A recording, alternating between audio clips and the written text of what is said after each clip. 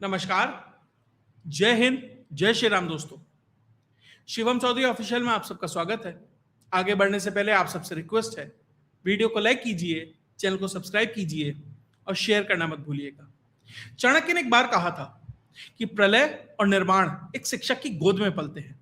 एक शिक्षक कभी आम नहीं होता है और यही चरितार्थ करके दिखाया कल पटना की सड़कों पर फैजल खान मास्टर ने, जो खान कोचिंग सेंटर नाम से एक तथाकथित फ्री यूट्यूब चैनल चलाते हैं और जहां से फ्री में वो शिक्षा देने की बात करते हैं।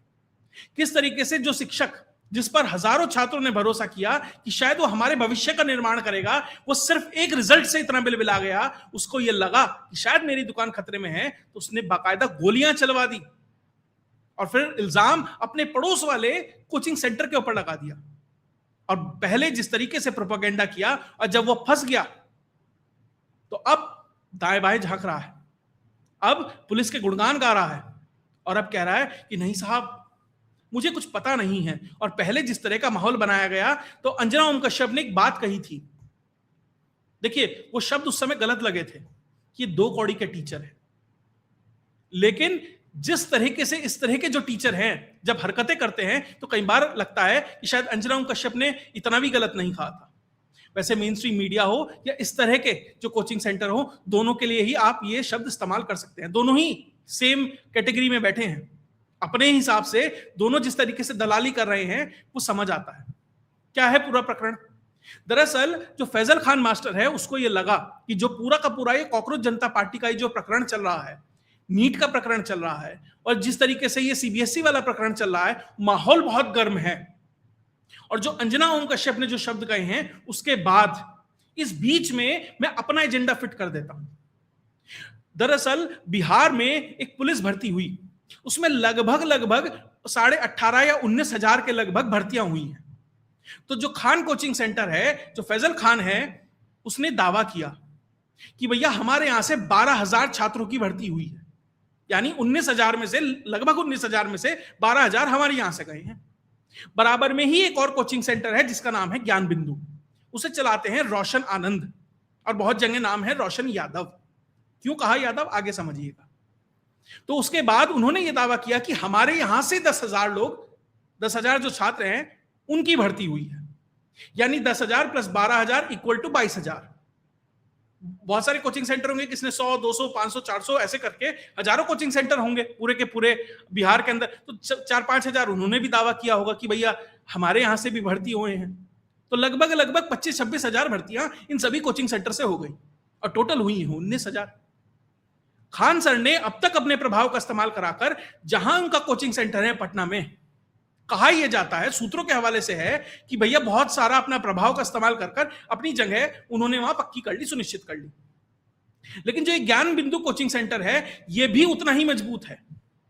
भले ही इसकी वो पॉपुलैरिटी ना हो सोशल मीडिया के ऊपर जो खान सर की है, लेकिन पटना में, बिहार में जो लोग तैयारी करते होंगे ग्रुप सी डी की, उन्हें जानकारी होगी कि ज्ञान बिंदु कितना मतलब किस स्तर का वो कोचिंग सेंटर है।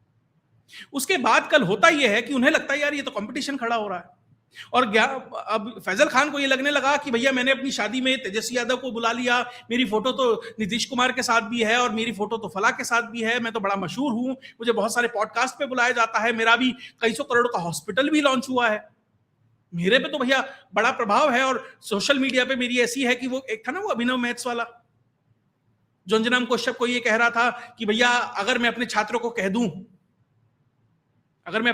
कह दूं तो वो समय रहने का कंटेंट तुम्हारे कमेंट सेक्शन में भर देंगे। तो इसने सोचा मैं भी ऐसा ही कर दूंगा, मेरा भी यही प्रभाव है, मैं कहूंगा तो हजारों लाखों छात्र दिल्ली की तरफ मार्च कर देंगे। खैर वो अभिनव जो सर है उनके लिए आरोप लगता है, मुझे नहीं पता, लेकिन ये उन्हीं के साथी आरोप लगाते हैं, साथी जो टीचर हैं, कि कभी वो सॉल्वर भी रहे थे। तो उसके बारे में तो कभी और बात करेंगे, लेकिन फैजल खान को लगा मेरा भी प्रभाव ये है, मेरे पास भी इतनी भीड़ है, और उन्होंने बाकायदा गोलियां चलवा दी। उन्होंने ये कल सनसनीखेज एक आरोप लगाया कि जो बराबर के ज्ञान बिंदु कोचिंग सेंटर वाले साहब हैं, रोशन यादव साहब, उन्होंने मेरे कोचिंग सेंटर के ऊपर गोलियां चलवाई। और फिर ये कहा कि भैया एक बार को तो सनसनी फैल गई, अफरा तफरी फैल गई, 8-10 फायर किए गए, पत्थर चलाए गए, ऐसी खबरें आने लगी और पूरा माहौल सेट कर दिया कि भैया जो ज्ञान बिंदु वाले रोशन साहब हैं वो परेशान हो गए हैं कि इनके यहां तो 12,000 हो गए, मेरे यहां तो 10,000 रह गए। और पुलिस ने तत्परता से एक्शन लिया और गिरफ्तारी कर ली रोशन सर की, और उसके साथ 2 और लोग अरेस्ट हो गए, रोशन यादव और 2 और लोग अरेस्ट हो गए। रोशन यादव ये भी कहने लगा भैया 3 दिन से तो मैं हूं ही नहीं, खैर फिर भी गिरफ्तारी हो गई। उसके बाद हुआ ये कि जिस गोली चलने की बात कही फैजल खान ने, उसके बाद उसकी सीसीटीवी फुटेज जांची गई। हुआ ये कि उस दौरान कोई छात्र खड़ा होगा, क्योंकि वो पूरा कोचिंग सेंटर वाला इलाका है, हजारों छात्र रोज आते जाते हैं, हर बैच में कई कई सौ छात्र होते हैं, तो किसी ने उस दौरान उसकी वीडियो फुटेज बना ली अपने फोन के अंदर। उसके बाद कोचिंग सेंटर वाले जो खान सर वाले हैं उन्होंने उसे डिलीट कराने का भी प्रयास किया, लेकिन वो तब तक शायद किसी को भेज चुका होगा या कैसे भी वो वापस से सोशल मीडिया के अंदर वायरल हो गई, और उसमें दिखाई दिया कि जो गोली चलाने वाले लोग हैं वो खान सर के कोचिंग सेंटर के ही 2 बॉडीगार्ड हैं। और अब पुलिस उन्हें धर ली। पुलिस जब उन्हें पकड़ के ले जाती है तो उसके बाद अब भी प्रभाव देखिए खान सर का, कि पुलिस बाकायदा उन्हें कमरे में बैठ के पूछताछ कर रही थी जो बड़ा एसी वेसी लगा हुआ था। जब मीडिया पहुंचती है तो उन्हें कहीं और ले जाकर उसके बाद उनकी पूछताछ होती है। ये 2 बॉडीगार्ड हैं जिन्हें पुलिस पकड़ के ले जा रही है। उसके बाद जब ये पूछताछ होने लगती है, खान सर को समझ आता है भैया अब तो मामला गड़बड़ हो गया। मुझे लगा अंजना वाला माहौल बना हुआ है, मुझे लगा कि भैया इस बीच में ये ज्ञान बिंदु वाले को तो कोई ज्यादा बाहर जानता नहीं है, मेरा सोशल मीडिया का प्रभाव है, राजनीतिक रूप से बड़ा मजबूत हूं और हजारों छात्र मुझे जानते हैं, मैं बहुत सस्ता पढ़ाता हूं। मेरा सवाल ये है खान सर से, अगर आप फ्री में पढ़ाते हैं, आप ये दावा करते हैं मैं फ्री में पढ़ाता हूं, अगर आप फ्री में पढ़ाते हैं तो रोशन का व्यापार कितना भी बड़ा हो, वो कोचिंग सेंटर कितनी भी बड़ी बना ले, आपको उससे क्या दिक्कत है? अगर आप अच्छा कंटेंट देते होंगे और आप फ्री पढ़ाते हैं, भैया आपको तो ये टेंशन नहीं है ना कि मुझे इस साल मैंने 1 करोड़ कमाया, अगले साल 2 कमाना है, अगले साल 4 कमाना है, क्योंकि आप तो फ्री पढ़ाते हैं, या आप तो 100 रुपए 150 रुपए लेके पढ़ाते हैं, बहुत सस्ता पढ़ाते हैं। तो आपके पास वो टारगेट सेट करने वाला या टारगेट मीट करने वाला तो प्रेशर नहीं है ना। वो प्रेशर होगा किसी ज्ञान बिंदु पे होगा, अवध ओझा पे होगा, या दिव्य कीर्ति पे होगा, या कोई और XYZ जितनी भी कोचिंग एजेंसी सेंटर्स होंगे उनके पास होगा, आपके पास तो नहीं होगा। तो आप क्यों घबरा रहे हैं कि अगले ने 10,000 कहा कि 12,000 कहा कि आपने 20,000 कहा? आपके छात्र को तो पता है मैं सिलेक्ट हुआ हूं, फ्री आपको पढ़ाना है, भविष्य की आपको टेंशन नहीं है। तो फिर आप क्या दिक्कत हुई? जब ये पता लगा कि मेरे ही बॉडीगार्ड पकड़े गए हैं, उन्होंने ही गोली चलाई है, तो उनकी एकदम से भाषा चेंज हो गई। जो खान सर कुछ समय पहले तक ये कहते थे सम्राट चौधरी तो अनपढ़ है और कहां से डिग्री आई है, बहुत कुछ कहा था, बहुत कुछ कहा जाता है, ज्यादा मैं यहां उसको और इलेबोरेट नहीं करूंगा। उसके बाद अब वो ये कहने लगे कि नहीं, पटना पुलिस तो बड़ा अच्छा काम कर रही है, देखिए कितनी जल्दी उन्होंने एक्शन लिया, कितनी जल्दी जल्दी सब कुछ किया।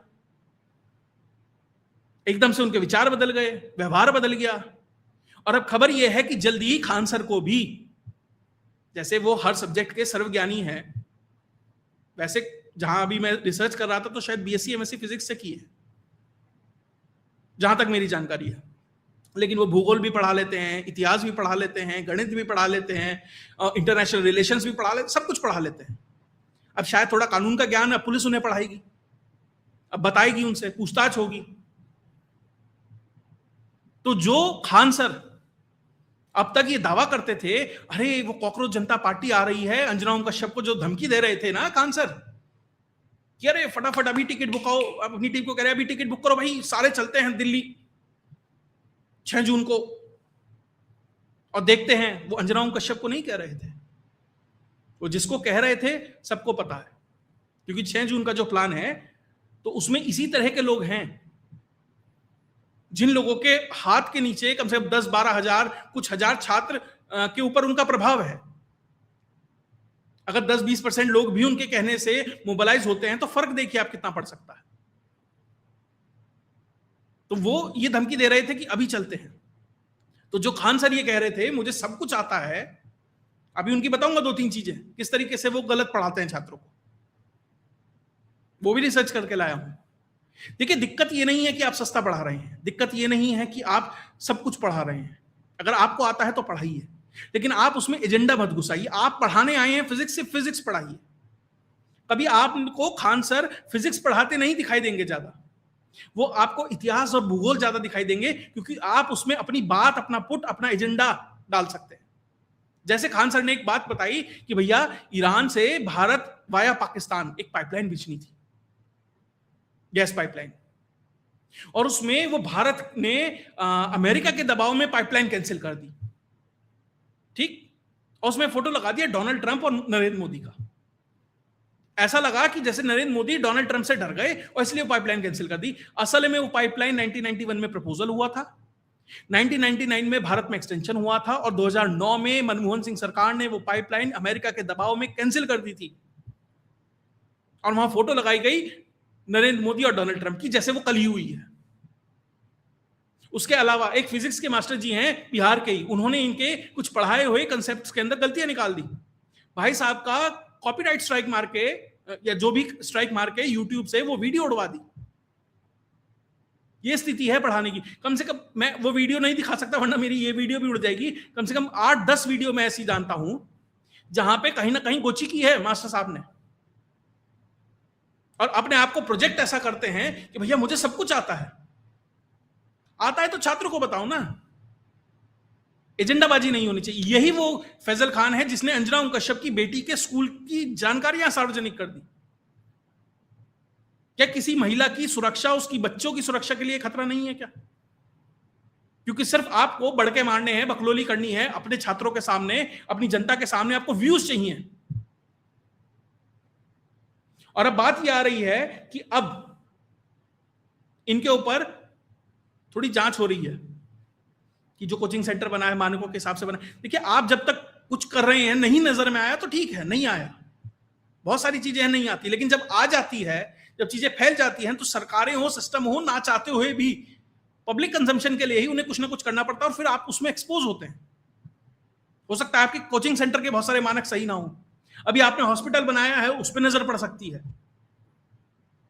तो हमेशा थोड़ा सा बिलो द बेल्ट होकर खेलिए, आराम से धीरे धीरे धीरे बढ़िए। और दूसरी चीज, जो ये इस तरह के टीचर है ना, कई सारे मैं ऑलरेडी नाम ले चुका हूं साहब, वो शुरू में शायद पढ़ाते होंगे, मैं ये नहीं कह रहा कि वो उन्हें कुछ नहीं आता, उन्हें आता होगा, लेकिन जब वो एक स्तर पर पहुंच जाते हैं, फिर उनका वो पढ़ाते नहीं है, उनका एजेंडा टीचिंग नहीं है, कंटेंट क्रिएशन है। अब ये सब कंटेंट क्रिएटर है, आज से 2 साल 4 साल 5 साल पहले ये टीचर रहे होंगे। पीछे एक बाकायदा टीम होती है, वो कंटेंट तैयार करती है, वो इनको देती है, ये उसको प्रेजेंट करते हैं। भाई मेरे पास तो टीम नहीं है, मैं तो अपना कंटेंट खुद तैयार करता हूं, और सब एक्सटेम्पोर होता है, सब मैं कहीं कुछ ऐसे लिखा नहीं होता। आप पॉइंट्स छोटे मोटे लिखे होंगे, लेकिन कोई मैं स्क्रिप्ट नहीं पढ़ता। वहां पे पूरी टीम होती है, सब कुछ बाकायदा उन्हें तैयार करके दिया जाता है, फिर वो बताते हैं। तभी तो वो एक एक टीचर 10-10 सब्जेक्ट पढ़ा रहा है, और उसे सब कुछ पता है, डोनाल्ड ट्रंप से लेकर, और अमेरिका, और वो जो चंद्रमा है उसका गुरुत्वाकर्षण बल कितना है, और जुपिटर पे किस तरह क्या वेलोसिटी होगी, एस्केप वेलोसिटी, वो सब पता है उसे, क्योंकि वो टीम है पीछे, वो काम करती है। और बीच बीच में जब आपकी फैन फॉलोइंग हो जाती है, आपको लगता है मेरा बिजनेस बड़ा हो गया है, क्योंकि टीचिंग के से निकलकर अब ये बिजनेस है।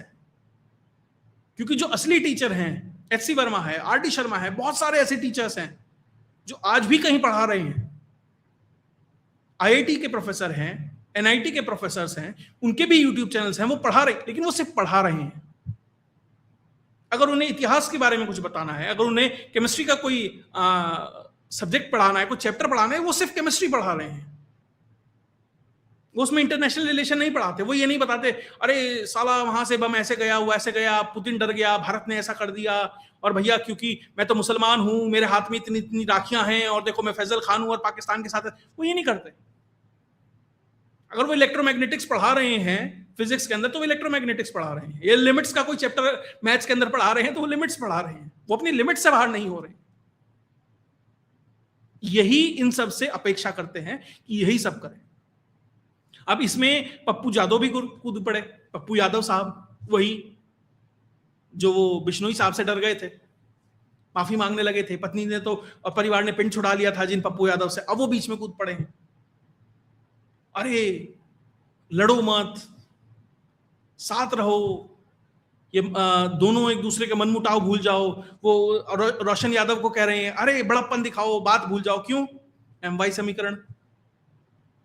एक मुस्लिम है, एक यादव है, दोनों वोट बैंक है, एक का साइड लेंगे दूसरा भी दक जाएगा, नहीं लेंगे तो भी दक जाएगा। और इन्हें पता है कि हर कोचिंग सेंटर के पीछे कुछ हजार छात्र हैं, यानी कुछ हजार परिवार हैं। जैसे पार्टियां राम रहीम, आसाराम, बड़े बड़े बाबा या कोई जो क्रिश्चियन पादरी होते हैं या मौलवी होते हैं उनके पीछे भागती है ना, ये अपील कर देंगे तो इतनी वोट आ जाएंगी, तो इनको भी कोचिंग सेंटर वाले लगते हैं ये भैया ये छोटा सा अपील कर देंगे और कुछ नहीं होगा, ये कह देंगे यादव साहब का ध्यान रखना, तो मैसेज बहुत है, वो चक्कर में घुसे हुए हैं। लेकिन अब जो फैजल खान है ना, देखिए फैजल खान दो याद आते हैं मुझे, एक वो गैंग्स ऑफ वसेपुर वाला जिसने बाप का भाई का बदला लेने के लिए गोली चलाई थी, एक ये साहब हैं जिन्होंने ईर्ष्या में कि बराबर वाला कोचिंग सेंटर वाला ऊंचा ना चला जाए वहां गोलियां चलवा दी। अगर पुलिस की प्राथमिक जो जांच है और वो वीडियो फुटेज है सही है तो कम से कम ऐसा ही दिखाई दे रहा है। तो जिस एजेंडा के साथ चीजें चल रही हैं वो स्पष्ट है। और खान सर सिर्फ ये नहीं फंसेंगे कि झूठ बोल दिया, साहब आर्म्स एक्ट नाम की भी चीज होती है। जो आपके बॉडीगार्ड हथियार ले रहे थे, लाइसेंसी थे, चोरी के थे, स्मगलिंग वाले तो नहीं थे, किसी से लूट के तो नहीं लाए थे, क्या यहां अराजकता फैलाने वाली बात तो नहीं थी। बहुत सारी चीजें हैं जिसमें खान सर फंसेंगे। या तो ये कहें कि भैया मेरी बॉडीगार्ड की जिम्मेदारी नहीं है, या आप तेजस्वी को फोन मिलाएं, किसी और को मिलाएं, जो भी जिसकी भी जानकारी हो। खैर इसमें जो भी सामने आएगा वो आपके साथ लेके आता रहूंगा। लेकिन कुल मिलाकर अंजना ओम कश्यप ने जिस तरीके से कोचिंग माफियाओं के लिए जो बात रखी, सबके लिए नहीं लेकिन बहुत कुछ के लिए वो सटीक बैठती है, सबके लिए नहीं लेकिन कुछ के लिए है, जो सही में मास्टर साहब की जगह कंटेंट क्रिएटर बन गए हैं और सिर्फ शुद्ध एजेंडा चला रहे हैं कि भैया कि मोदी वहां घूम रहा है, मेलोडी बांट रहा है, ये कर रहा है, वो कर रहा है। अरे आपको करना है अलग चैनल बनाओ, उसके लिए अलग कंटेंट तैयार करो। पॉडकास्ट पे जाना है पॉडकास्ट पे जाओ, अपनी पढ़ाई वाले चैनल पे छात्रों का समय क्यों खराब कर रहे हो। आपको अपनी बात रखने के लिए आपको लगता है ये नीति गलत है, ये बात गलत है, कहो, खुल के कहो, लेकिन उसके लिए डेडिकेटेड प्लेटफॉर्म बनाओ। जिन छात्रों से आपने 200-300 रुपए लिए हैं, आपको लगता है बहुत आसान है साहब, बहुत छोटे ही रुपए हैं, लेकिन किसी के लिए बहुत पैसा है वो, और उसे आप ये कंटेंट परोस रहे हो उन छात्रों को जिनकी राजनीतिक समझ अब तक डेवलप नहीं हुई है, बहुत नेसेंट स्टेज में है, शुरुआती दौर में है, जो इस तरह की भावुक अपील भाषा इन चीजों से बड़ी जल्दी इन्फ्लुएंस हो जाते हैं। इसलिए ये पूरा का पूरा इकोसिस्टम आजकल इंस्टाग्राम पे एक्टिव है, क्योंकि वहां युवा ज्यादा मिलते हैं। खैर क्या होगा इन कंटेंट क्रिएटर का, इसमें और क्या निकल के आएगा वो भी आपके साथ लेके आता रहूंगा। लेकिन अगर आपको वीडियो विश्लेषण अच्छा लगा तो वीडियो को लाइक कीजिए, चैनल को सब्सक्राइब कीजिए और शेयर करना मत भूलिए। जय हिंद, जय भारत।